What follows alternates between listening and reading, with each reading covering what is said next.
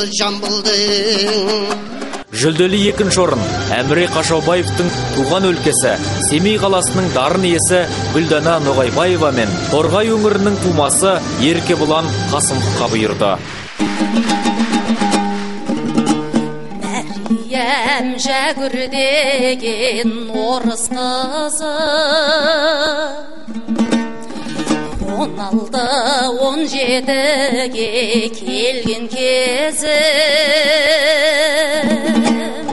қазаққа дудар деген ғашық болып сонда Мәриямның айтқан сөзі дудар-ай тудым бір сен үшін тудым шірін-ай дудар-ай тудым